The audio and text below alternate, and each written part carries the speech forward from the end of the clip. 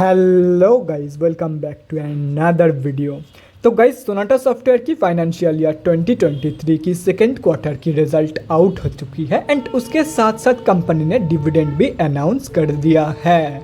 तो गाइस, इस वीडियो में हम लोग यही देखेंगे कि कंपनी ने सितंबर 2022 की क्वार्टर में कैसी परफॉर्म की है, क्या क्या पॉइंट्स इंप्रूव हुई है एंड कहाँ कहाँ पे कंपनी ने डिटोरिएट की है, और कंपनी के फंडामेंटल्स भी चेक करेंगे और समझेंगे कि क्या ये कंपनी पैसे लगाने लायक है या नहीं।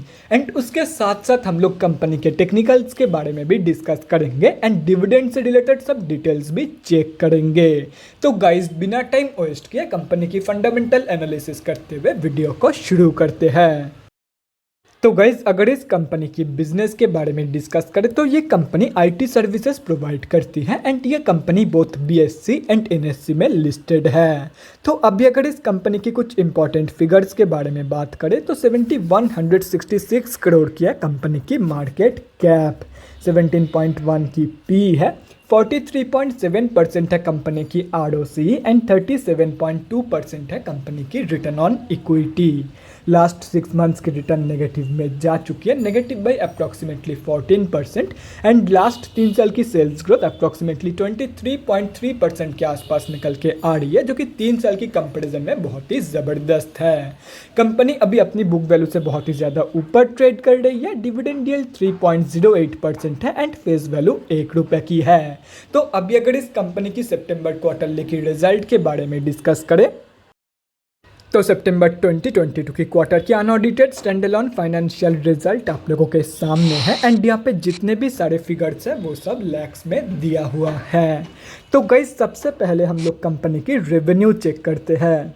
तो सितंबर 2022 की क्वार्टर में कंपनी ने अप्रॉक्सीमेटली 238 करोड़ की रेवेन्यू जनरेट किया है, और अगर ये जून 2022 की क्वार्टर एंड सितंबर 2021 की क्वार्टर से कंपेयर किया जाए तो जून 2022 की क्वार्टर में कंपनी ने अप्रॉक्सीमेटली 285 करोड़ की रेवेन्यू जनरेट किया था एंड सितंबर 2021 की क्वार्टर में अप्रॉक्सीमेटली 253 करोड़ की रेवेन्यू। तो ईयर ऑन ईयर बेसिस पे and quarter on quarter basis पे दोनों में ही कंपनी की जो रेवेन्यू ग्रोथ है वो नेगेटिव में जा चुकी है। तो अभी अगर इस कंपनी की नेट प्रॉफिट मतलब प्रॉफिट आफ्टर टैक्स के बारे में डिस्कस करें तो सितंबर 2022 की क्वार्टर में कंपनी ने अप्रॉक्सीमेटली 31 करोड़ की प्रॉफिट पोस्ट किया है। जून 2022 की क्वार्टर में कंपनी ने अप्रॉक्सीमेटली 90 करोड़ की प्रॉफिट पोस्ट किया था एंड सितंबर 2021 की क्वार्टर में अप्रॉक्सीमेटली 87 करोड़ की प्रॉफिट। तो गाइस, कंपनी की जो प्रॉफिट ग्रोथ है वो भी रेवेन्यू ग्रोथ की तरह ही नेगेटिव में जा चुकी है on both year on year basis and quarter on quarter basis.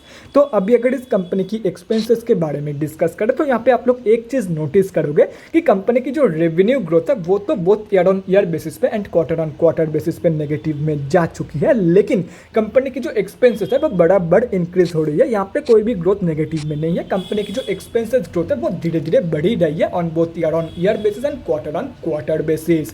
मतलब कंपनी की जो प्रॉफिट मार्जिन ग्रोथ है वो both year on year basis पे and quarter on quarter basis पे नेगेटिव में जा चुकी है, कंपनी की रेवेन्यू एंड प्रॉफिट ग्रोथ की तरह ही।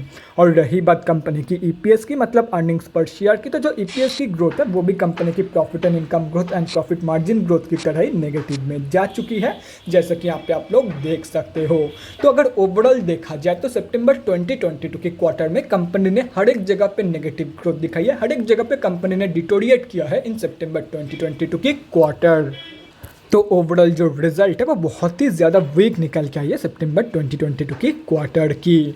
तो अभी अगर इस कंपनी की बैलेंस शीट की हेल्थ के बारे में डिस्कस करें तो हाफ ईयरली बेसिस पे कंपनी की रिजर्व के साथ साथ डेट भी इंक्रीज हुई है, लेकिन अगर ध्यान से देखा जाए तो रिजर्व स्लाइटली ज़्यादा इंक्रीज हुई है कंपेयर टू कंपनी के डेट।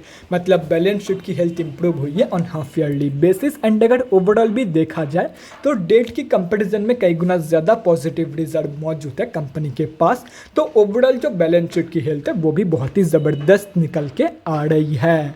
तो अभी अगर इस कंपनी की कैश फ्लोज के बारे में डिस्कस करें तो कैश फ्लोज की जो कंडीशन कंडीशन है वो डिटोरिएट हुई है इन FY 2022। फाइनेंशियल ईयर 2021 में कंपनी के पास पॉजिटिव 268 करोड़ की कैश फ्लोज मौजूद थी, जो कि अभी डिटोरिएट होकर सिर्फ और सिर्फ पॉजिटिव 93 करोड़ की रह गई है। लेकिन फिर भी अगर देखा जाए तो अभी भी कंपनी के पास पॉजिटिव 93 करोड़ की कैश फ्लोज मौजूद है। तो ओवरऑल जो कैश फ्लोज की कंडीशन है वो ठीक ठाक ही निकल के आ रही है। और रही बात कंपनी की शेयर होल्डिंग पैटर्न की, तो गाइस सितंबर क्वार्टरली की शेयर होल्डिंग पैटर्न आप लोगों के सामने है। सितंबर की क्वार्टर में प्रमोटर्स की होल्डिंग एंड अदर्स की होल्डिंग अनचेंज्ड है, बाकी FIIs ने बाइंग करी है एंड DIIs ने सेलिंग। एंड अगर पब्लिक में देखा जाए तो इस कंपनी में पब्लिक में दो ही बड़े रिटेलर की होल्डिंग है। एंड अगर वो दोनों कैलकुलेट करते हो तो इस कंपनी में हम जैसे छोटे मोटे रिटेलर की जो होल्डिंग है वो अप्रॉक्सीमेटली 33.42% के आसपास निकल के आ रही है। तो गाइस अभी कंक्लूजन पे आते हैं कि क्या आप लोगों को इस कंपनी में पैसा लगाना चाहिए या नहीं। तो देखो गाइस सितंबर क्वार्टरली की जो ग्रोथ है वो इंटायरली नेगेटिव में जा चुकी है। कहीं पर भी कंपनी ने पॉजिटिव ग्रोथ नहीं दिखाई है, चाहे वो रेवेन्यू हो, प्रॉफिट मार्जिन हो, प्रॉफिट हो या तो फिर EPS हो। हर एक जगह पे कंपनी ने नेगेटिव ग्रोथ ही दिखाई है इन सितंबर 2022 की क्वार्टर। तो ऐसे में मैं आप लोगों को यही सजेस्ट करूंगा कि अगर कंपनी के ऊपर भरोसा है तो ही इस कंपनी में पैसा लगाना। एंड कोई रिटर्न इन्वेस्टर इस कंपनी में पैसा मत लगाना, क्योंकि ये एक हाई डिविडेंड पेइंग स्टॉक है, जैसा कि यहाँ पे आप लोग देख सकते हो। तो सिंपली अगर आप लोग डिविडेंड इन्वेस्टर हो एंड कंपनी के ऊपर भरोसा है then you can definitely consider long term investment in this company. तो अभी अगर इस कंपनी की डिविडेंड के बारे में डिस्कस करें तो गाइज आप लोगों को पर शेयर 7 रुपीज़ का डिविडेंड मिलने वाला है from this company and the record date is 1 November. मतलब अगर आप लोगों को ये 7 रुपये वाला डिविडेंड चाहिए तो स्टॉक बाई करने का लास्ट डेट है 28 अक्टूबर। अगर आप लोग 28 तारीख को भी इस शेयर को बाई करोगे तो भी ये डिविडेंड आप लोगों को मिल जाएगा। And the payment date is 14 November, जो कि है मंडे। तो देखो गाइस सिर्फ और सिर्फ डिविडेंड के लालच में आके स्टॉक को बाई मत करो। अगर लॉन्ग टर्म या तो फिर शॉर्ट टर्म का कोई प्लान बन रहा है इस कंपनी में तो ही 28 तारीख या तो फिर उससे पहले स्टॉक को उठा लो। ये 7 रुपये का डिविडेंड भी आप लोगों को मिल जाएगा। लेकिन सिर्फ और सिर्फ डिविडेंड के लिए स्टॉक को कभी भी बाई मत करना, किसी भी स्टॉक को कभी भी बाई मत करना सिर्फ और सिर्फ डिविडेंड के लिए। तो गाइस अभी अगर इस कंपनी की टेक्निकल्स के बारे में डिस्कस करें तो यहाँ पे हम लोग आ चुके हैं NSE के डेली चार्ट पे। तो गाइस सबसे पहले हम लोग ये समझते हैं कि कंपनी में अभी चल क्या रहा है। तो गाइस कंपनी अभी अपनी 200 की मूविंग एवरेज से नीचे ट्रेड कर रही है, मतलब कंपनी अभी ऑफिशियली तो डाउन ट्रेंड में है। एंड अगर देखा जाए तो ये कंपनी बहुत ही ज़्यादा चॉपी मूवमेंट शो करती है हर टाइम पे, जैसे कि यहाँ पे आप लोग देख सकते हो। तो ऐसे में मैं स्विंग ट्रेडर्स को यही सजेस्ट करूंगा कि simply stay away from this company and from this kind of stocks. तो अभी अगर शॉर्ट टर्म ट्रेडर्स के बारे में डिस्कस करें तो देखो गाइज इस कंपनी को पहले 200 मूविंग एवरेज के ऊपर प्रॉपरली डेली बेसिस पे क्लोजिंग करने, तो उसके बाद ही इस कंपनी में प्रॉपर शॉर्ट टर्म के लिए फ्रेश एंट्री प्लानिंग करना। जब तक ये कंपनी अपनी 200 मूविंग एवरेज के नीचे ट्रेड करेगी तब तक आप लोगों को इस कंपनी में कोई भी फ्रेश एंट्री प्लान नहीं करना है फॉर शॉर्ट टर्म।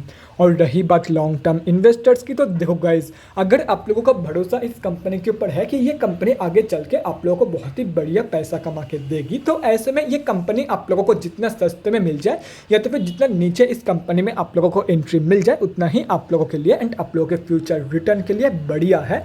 तो ऐसे में अगर ये कंपनी आप लोगों को अप्रॉक्सीमेटली 450 रुपये के आसपास, 460 रुपये के आसपास मिल जाती है तो बहुत ही बढ़िया है। अदरवाइज एटलीस्ट 500 रुपये के नीचे ही रखने की कोशिश करना अपनी एंट्री प्राइस।